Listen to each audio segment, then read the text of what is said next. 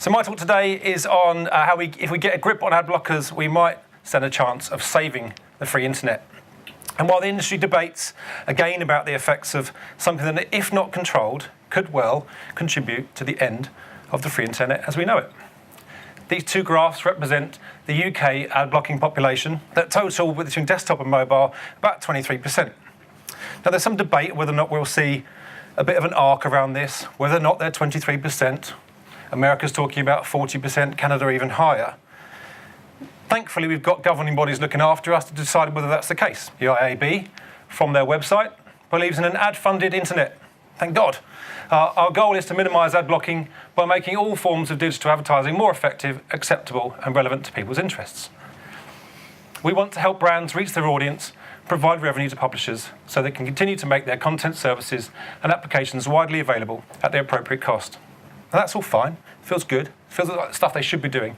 But it's the last sentence. We believe ad blocking undermines this approach. I think that's obviously fair to say. However, for me, it doesn't consider the user whatsoever.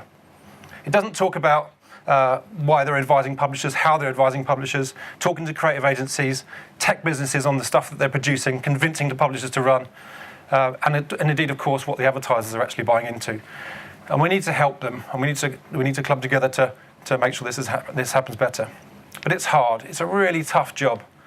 They're not going to do it quickly, and that's largely because agencies want to spend as much money as possible to make sure they justify their fee. Advertisers want large-scale audiences relatively cheaply, in a quick way, in real time. And of course, publishers have their own shareholders to deliver increased revenues against year on year. It's not hard to understand why people are kind of keeping their cards close to the chest. No one wants to take the first stand. No one wants to jump feet first and say, I'll change the way my site looks. I'll stop running that creative. I'll stop driving as much revenue through those publishers as I can because I think I might be damaging them. Because of course they'd have to justify their fees. But meanwhile we've talked about this as a business. People are switching off. We rely on the users to fuel our display economy. And if we abuse it, it's going to disappear. That's not to say some aren't trying to make a bit of a difference. We've started to create a bit of a value exchange when people arrive at content that is deemed worthy, that they're searching for and they find. Now, I have kind of admiration for this to a degree, but I kind of think it doesn't address the issue fully, because what we're asking is them to understand that value exchange when they never knew it existed in the first place. Not all users know and understand that free internet is based on and built upon advertising. So I think that's a real challenge. And all the while, we're driving further and further into the hands of those who love. Those that are already taking a lion's share of revenue, and those that happen to gift them with a beautifully rewarding experience on the most part. So fast forward, and what we see, as some have depicted at some of the large networks, will we just see the death of media owners? I think not, but what I think you might see is that you will get those that have to pay for it, content you have to pay for, and then you might get content that perhaps is substandard, a bit like a one-star hotel in Benidorm, perhaps. At the very least, the buffet. So look forward for a moment, and what do we find? Perhaps with no display advertising, we get mass commercial content overload. Great commercial content written well, done properly, rewarding experiences is fantastic. But imagine no display, and that's all that people give us. Of course, we've already talked about revenue being driven into two main publishers. And a world where everybody is an influencer. Everybody is trying to sell us stuff, and everybody deems themselves and the content that they're promoting more important than the other. Poor old programmatic display, due to abuse and overdose, dies a horribly painful, slow death. So what are we left with? Only enough inventory to buy direct deals. People still buy direct deals, don't get me wrong, and still deal directly with publishers. Perhaps that kind of thinks about us regressing to the 2000s, where we had a dot boom and bust, where it exploded, and we give the naysayers a chance to say, no one clicks on a banner. So I think we've got to stop. We've got to self-regulate. We've got to stop eating the cake, the icing, the spoon, the fork, and the bowl. We've got to change the way we think. We've got to plan and execute properly. We have to self-regulate. We've got to create some standards, and I'm not suggesting we create firm, fixed rules.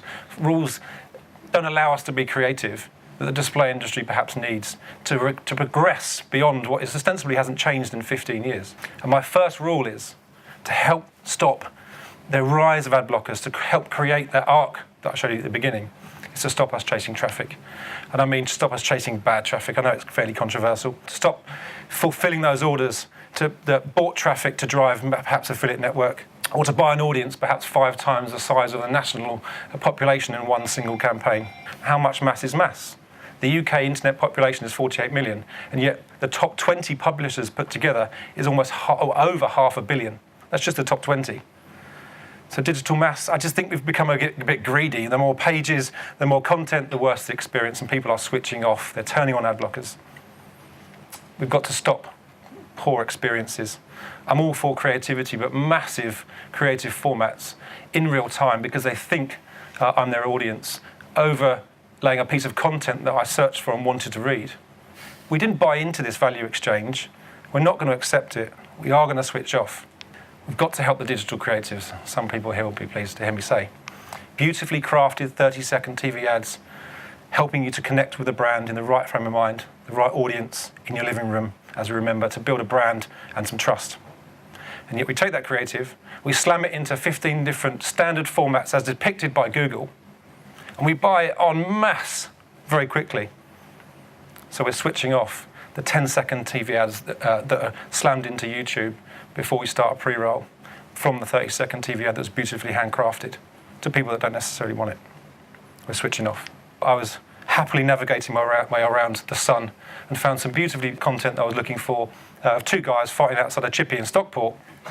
when I was reminded that I must top up my Revlon Mega Multiplier, this is why we're skipping and we're switching off. So the reason why I'm really passionate about this, and I think at the moment that arc depicts that it's a bit of a cult.